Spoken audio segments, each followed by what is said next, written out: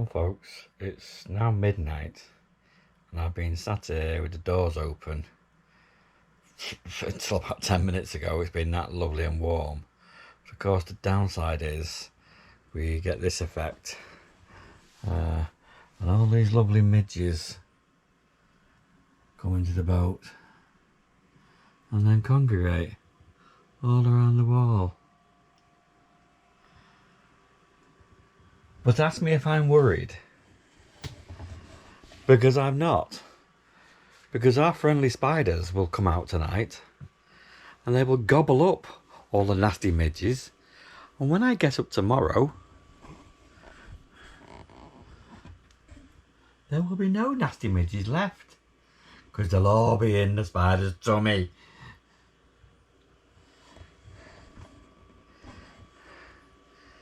Luckily, I haven't come across too many spiders just yet, because they all go to bed in the daytime.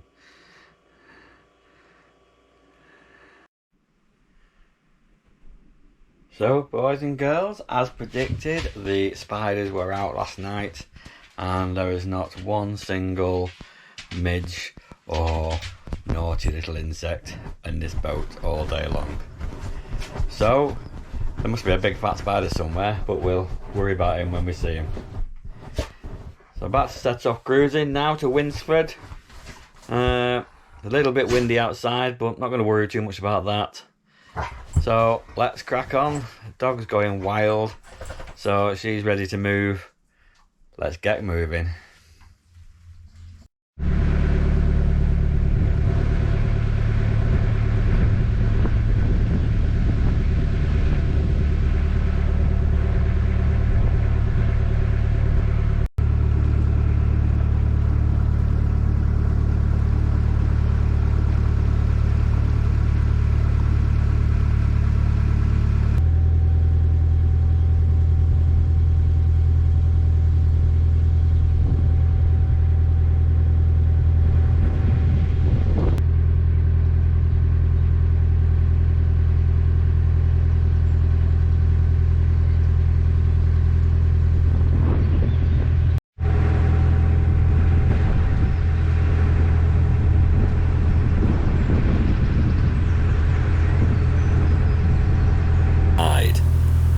The pontoon moorings and the three large poles they're connected to, and this is a feature you see on rivers quite a lot. They're variable moorings that will rise or descend with the height of the river. So when the river's in flood, the pontoons will rise up those three poles so that your boat goes up with it.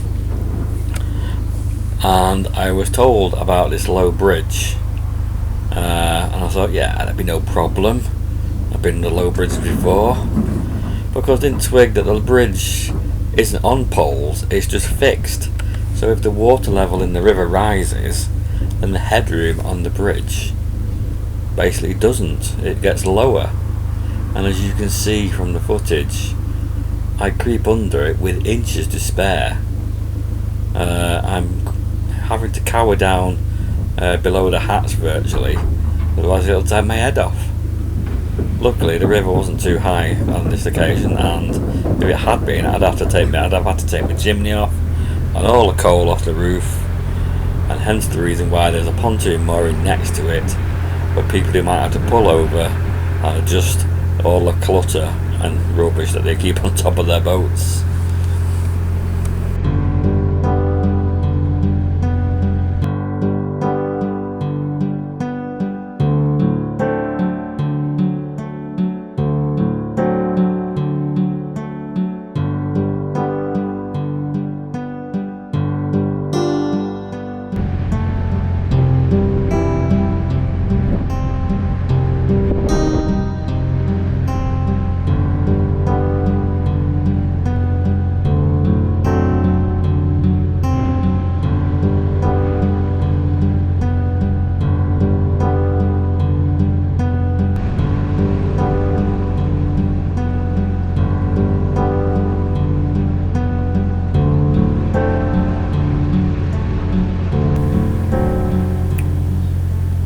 heading towards Winsford from the Northwich area, which is obviously famous for its salt works, and I can only presume that these massive piles of whatever it is by the river is salt. I don't really know. There are large, huge dumper trucks coming, adding more to the top of it all the time. So I don't really understand whether it's the salt itself or whether it's a byproduct. Who knows? I'm not that much of an expert, but it's just ongoing all the time. I thought it was raining. Well, it might be raining, but I'm pretty positive it's salt crystals I can feel against my face. Or I could be talking tripe, I don't know, but there's massive amount of salt here. And they just seem to be throwing it around. I don't really know what the purpose is of this mountain of, I don't know.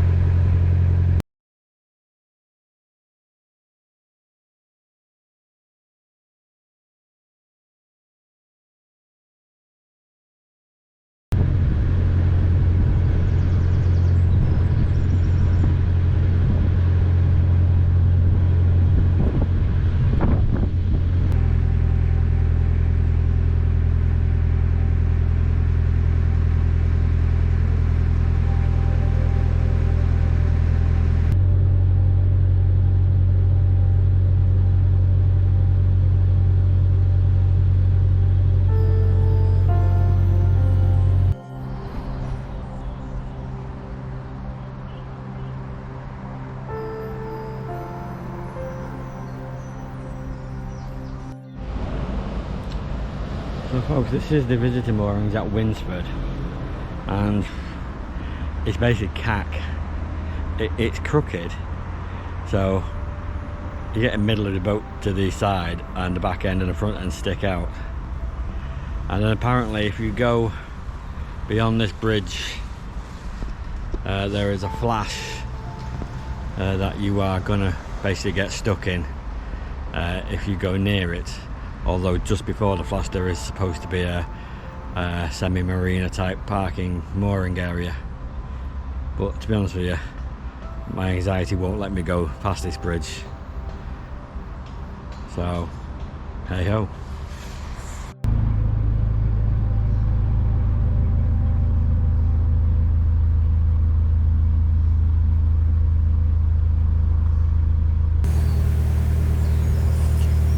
I realised when I left Winsford that I'd just be taking more footage the same back to Vale Royal, so I just left the camera running and I have put the footage on after the thank you and credits screen at 10 times speed if anybody is interested in watching it. I don't know what it'll turn out like at 10 times speed, and it's only a couple of minutes long. If you don't watch it, not a problem. If you do, knock yourselves out. Thank you kindly, speak to you soon.